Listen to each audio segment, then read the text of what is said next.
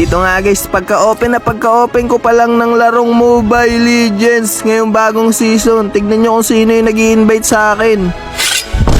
Ayun nga, ini-invite tayo dito ni Daxma. Sa mga hindi nga pala nakakakilala kay Daxma dyan, siya lang naman ay isang top global zilong na merong 87,000 win rate. Lala.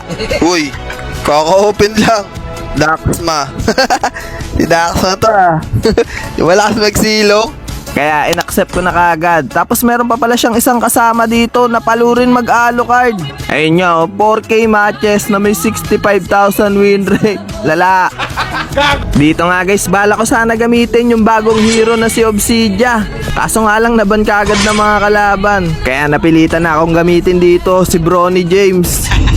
At dito nga, hindi ko inaasahan na grabe pala yung makakatapat ko dito sa gold lane. Kasi isa pala siyang top global Leslie na may 3K matches at may 57,000 win rate. Lala. Let's go. Leslie, katapat ko dito. Unang-unang game. Dito nga early game pa lang, tamang lambingan na kaagad kami ni Leslie. Alam ko lamang sa akin yung Leslie dito sa early game pag napatama niya lahat ng bala niya sa katawan ko. Pero pinipilit ko pa nga rin pumalag hanggang sa mag level 2 ako at hindi ko inaasahan yung susunod na mangyayari. Uy, solo kill. Gugi, may mga ganong effect na. Ayun nga, nachamba natin dong ma-first blood si Leslie. At dito nga, akala ko talaga mababawian niya na ako sa mga oras na to. Tignan nyo. Aray ko, aray, ang sakit. Ma! Aray ko, piso. Pero dito nga, tuluyan nang nawala yung pagkaswerte ng pagmumukha ko. Aray ko. Uy, nakapatay din ako. Napatay ko yung Freya, wow. Lost niya ang Alucard, ubos yung 4. Walo. At tuluyan na nagpakitang gilas yung Alucard namin. Killing spree! Uy, samatay. Wala, mga palo. Kaso nga lang may hangganan din lahat ng bagay dito sa mundo. Kaya na-shutdown na siya. Patay. An enemy! At sa mga oras nga na to, naglo-lord na kami dito nila Daxma. Slain Lord! Kaso nga lang mabilis din to na depensa ng mga kalaban kasi nga first lord pa lang to.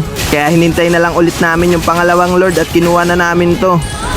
Sa pagkakataon nga na to, napapalaban yung mga kakampi ko dito banda sa purple buff ng kalaban. At mapipitas nga nila yung Alucard namin, pero romespo pa rin ako at napitas ko rin yung Freya ng kalaban. Kaso nga lang, nadepensa na naman uli ng mga kalaban dito yung lord namin. At sa mga oras nga na to, medyo sumasakit na yung mga kalaban at mapipitas pa nila yung Matilda namin. Pero tignan nyo naman yung malupit na gagawin ni Alucard ng Daxma sa play na to. Hindi na nag-alinlangan yung Alucard namin na pasukin yung mga kalaban at nakaka-free hit ako sa likod nila. At sakto naman yung dating dito ni Daxma para pagsusundutin yung mga kalaban. At pinili niya na nga lang isakripisyo ang kanyang buhay para lang mapitas yung Leslie. Kasi alam niya naman na kaya ko nang tapusin yung game. Galing, galing. Last ni Daxma, last din ng Alucard namin. Victory! Kaya nice game nga pala dito kay Daxma at sa kasama niyang Alucard. Ang lulupit nyo, pumusod. Lala. Palo.